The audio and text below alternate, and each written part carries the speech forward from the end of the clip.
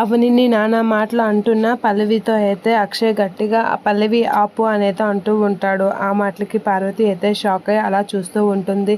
నీకు ఎంత ధైర్యం ఉంటే నా భార్యని అనేసి మాటలు అంటున్నావు అని చెప్పి అక్షయ్ అయితే కోపంతో రగిలిపోతూ పల్లవిని అయితే అంటూ ఉంటాడు. నా భార్యని అనేసి మాటలు అంటావా అని చెప్పి చెయ్యి ఎత్తబోయి కొట్టబోతూ ఉంటాడు. అలా కొట్టబోతున్న అక్షయ్ని అయితే ఆగన్నయ్య అని చాలా గట్టిగా అంటూ ఉంటాడు కమల్ అలా అనేసరికి అందరూ ఒకసారిగా షాక్ అయ్యి అలా చూస్తూ ఉంటారు. ఇక అక్షయ్ అయితే పల్లవిని కొట్టబోతూ ఉంటే నువ్వు ఎందుకని నా భార్యని కొడుతున్నా అని చెప్పి గట్టిగా అనేసరికి అయితే పల్లవి అయితే కొంచెం హ్యాపీగా ఫీల్ అవుతూ ఉంటుంది. ఇక కమల్ ఆడిన మాటలకి పల్లవి అయితే నా భర్త నాకు సపోర్ట్ చేస్తున్నాడా అనేది అలా చూస్తూ ఉండిపోతూ ఉంటుంది. ఇక కమల్ అయితే కోపంతో రగిలిపోతూ ఉంటాడు. ఇక పార్వతి వీళ్ళందరూ అయితే అలా చూస్తూ ఉంటారు కమల్ వైపు. ఇక రాజేంద్ర ప్రసాద్ కూడా ఏం చేస్తున్నాడు కమల్ అనేది అనుకుంటూ కమల్ వైపు చూస్తూ ఉంటారు. శ్రీయ వీళ్ళందరూ అయితే కమల్ వైపు చూస్తూ అలా ఉండిపోతూ ఉంటారు. పల్లవి అయితే అలా అక్షయ్ కస్ అయితే చాలా దినిగా చూస్తూ ఉంటుంది.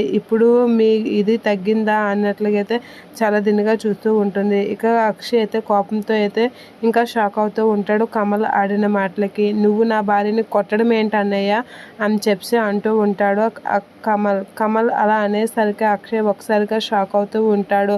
నువ్వు దాన్ని కొట్టడము, అది వాళ్ళ నాన్నని పిలిపించి మళ్ళీ అందరి ముందు వాళ్ళ నాన్నతో నిన్ను సారీ చెప్పించడము అవన్నీ అంత అవసరమా అని అంటూ ఉంటాడు కమల్. అలా అనేసరికి అక్షయ్ అయితే షాక్ అయ్యి అలా చూస్తూ ఉంటాడు.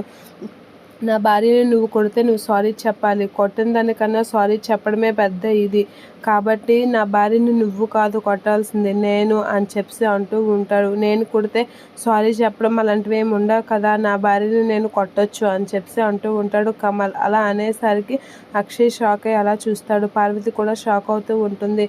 నా భార్యని నేను కొడితే ఎవరు ఏమనరు కదా అని చెప్పేసి కమల్ అయితే పల్లవి ముందుకు వచ్చి కొట్టడానికైతే రెడీ అవుతూ ఉంటాడు.